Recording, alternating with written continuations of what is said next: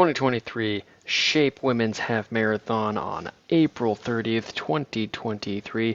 Race time start is approximately 8 a.m., so be there on time. Now, a couple quick things to note about this race. We're going to talk about the course profile. We're also going to be talking about some really important things that you need to know for race day success. The first one that you need to know, let me zoom in here for you, is the starting line is actually right back over here, and the finish line is this red star over here. You're going to go around the park 2 times, and you have this little section you're going to be running 3 times. You start over here, and you're going to be running in a counterclockwise pattern around the park, and you are going to be finishing about halfway up, or a third of the way up on the Central Park right through here. So now that we've talked about that super important piece, we're going to go over the course bit by bit here, and we're going to start over on this starting spot where we start our race, something that you need to take note of right there. So, coming out of the gates here, we are going in a counterclockwise pattern as mentioned earlier, and you can see that we do pass the first little mile right here before we have any water or anything like that. Now, as you look over the map, there are some key areas that you need to know about, and they will have things like water, Gatorade, maybe bathrooms in there as well. So a lot of this stuff is for your benefit over here, and we will be talking about the profile in just a couple seconds. As you go past the reservoir, again, you're going to experience another one of these areas out on course. Gatorade, water, bathroom stops, right, by mile 2. By mile 3, you have something else is coming up again. Same thing, let's call it 3.5 miles, and that's going to be a big key area out on course on each lap, believe it or not, and we'll dig into that later. And then, again, if we notice right here, we have something a little different right here at mile 4.5, 4.75. There is no Gatorade here. This is just a water and a bathroom stop. We then go all the way down here. We have our last Gatorade, water, bathroom stop right here. But again, it is important to note that this aid station back up here before you hit the 5-mile or the 11-mile marker, that does not have Gatorade, at least as it's depicted right now. This could change on race day, but it is something to be aware of and take note of. Also, important things to take note of are these labels off to the side. Mile markers, water station, Gatorades, bathroom, medical, and aid is going to be located at various spots out here that is typically not labeled on one of these things right here. And that is it in a nutshell in terms of the overall map. So now let's get into the nitty-gritty side of things, the piece that I love, how to attack this race for race day success. Let's see. We cannot move that. So this race is a bit unique. We're starting out at the bottom of the park right there, and we are making our way around. This first mile, and even all the way up to that second mile, is generally all uphill. Yeah, you're going to have some downhills in there. You're going to have some breaks, but for the most part, it is 2 miles starting up. Okay, we are, of our, let's call it 715 feet of elevation, 150 of those feet are going to happen in these first 2 miles. So a big chunk of change is going to be taken out of that elevation profile right through this point. What usually happens during this, I mean, the first couple of miles of a race, adrenaline's high, everyone's ready to go, and because of that, you don't really focus on your pacing or your what you usually do during your training. And it's important to note how you are interacting with the ground, with the environment, and how that is relevant, or what you've been doing from your training. If you are striking the ground excessively far in front of you, or you are totally changing up your running style to dart in and out of the crowds, that's going to definitely affect you later on in the race. So as you're attacking these first couple of miles, think about who you are as a runner and how you've been training leading up to this point. If you start out a little too fast, you are going to have some reprieve right here for this next kind of, let's call it mile-ish, a little bit longer, but that's going to be masking the negatives that you have outlined beforehand with these first 2 miles. So first 2 miles, be very, very careful to come out of the gate hard. Do not do that. Please, please, please run your pace. And then for the mile 2 to mile 3, enjoy that downhill section. It's going to come. It's going to be very welcoming.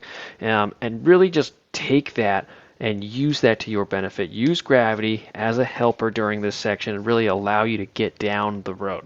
Because after you get to mile 3, what is that, 3.2? After you get to mile 3.2, then the race really kicks off. 3.2, you have a pretty major hill out on this course. You're going to have a lot of 4%, and it's going to skyrocket up here to 6% incline up here. If you do need to take a break, this is probably the best spot to do it, especially where it does get the steepest out there on that hill. This is because everyone's going to be going slower anyway, so if you're walking, you're going to be losing less ground. After you get to the top of that hill, if you are trying to be a front runner or a podium grabber, then use the downhill. You need to start running. You need to get back into the swing of things here. After you get to mile 4, it is going to kick up again, but again, it's all going to be less than 3% here. Very, very doable inclines up to the top at mile 5. Now, once you get to mile 5, then the race kind of changes a little bit. All right, this is kind of the go section. This is your speed section, and I want to be careful when I say that. This is not an open opportunity to just floor it, right? During this section, speeds should be higher, absolutely, but you should not be forcing those higher speeds. It's okay to go faster and maintain that pace, but do not force it here. Pay attention to your power, pace, heart rate, all key things here.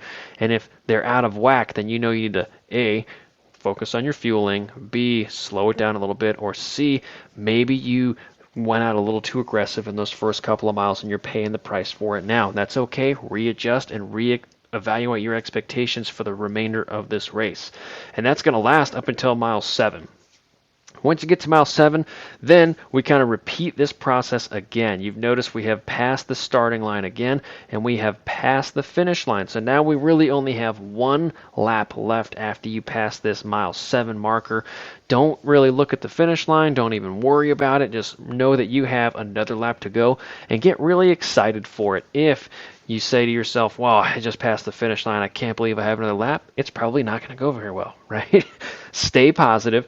Get ready to get hungry for this second lap. This is where the podiums happen. This is where your success and your PRs are going to manifest themselves on this second lap. Mile 7, here we go. We are going up again, and this is going to be one of the key areas out on the course right through here, and I'm going to highlight it. And again, 717 of elevation. We have 110 feet of those gain that happen through these 2.2 miles.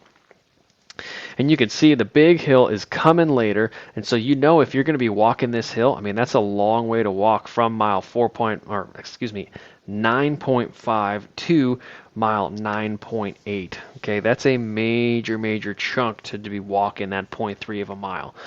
So you really need to kind of dig into that hill a little bit more and kind of push it off to mile 9.6, and even if you can 9.7. To really walk up the remainder of that hill. That will definitely cut down on the passing that's happening and also the people running away from you. But backing up a little bit to this key section out on course right after you pass the finish line, okay, don't be afraid to push the pace a little bit on these downhills, or on these uphills, right? Especially for these first half of this keyed section right through here. And if we zoom out, I will highlight it again for you. Right through here, big key section out on course. We are going to be pushing the pace a little bit, and we are going to be driving the hills here, using gravity to help us come down here. And again, another key area out on the course is this big hill. Take your time going up it if you need to. If you're feeling good, drive that pace to about halfway up and evaluate what's happening to you. Run the remainder of the way, and as you're coming back down, realize that the race isn't totally over, but again, this is a 3.5 mile section. We only have 150 feet of elevation gain. Much of that is coming in the first mile from mile 10 to mile 11, and after that it's pretty much happy days with some minor hills mixed in throughout. Okay, so because of that, you have not a total green light, but during that last major hill that we talked about, again, if you want to push the pace up these hills, go for it. You have the green light to do so. Realize you have 2 miles left, but large part of that is downhill or rolling downhill, so use those downhills to pop up over the uphills and gain a little bit of free speed going up them. And again, don't be afraid to get excited for that second lap. It's going to be where all the magic happens. Be very, very careful for those first 3.5 miles out on the race course. That last mile 2 to mile 3, it's going to feel like it's a welcomed thing, and you're going to be ready to go, and the pace is going to be high. It's going to be happy days. But don't be suckered into that, okay? Run your race, run your pace for those first 3.5 miles, and then it's on. So that is the Shape Half Marathon in a nutshell. If you have this race, I'll be talking with you a little bit more about the nitty-gritty details. But if you have any questions and you're not an athlete, please reach out to me and I'll be happy to help.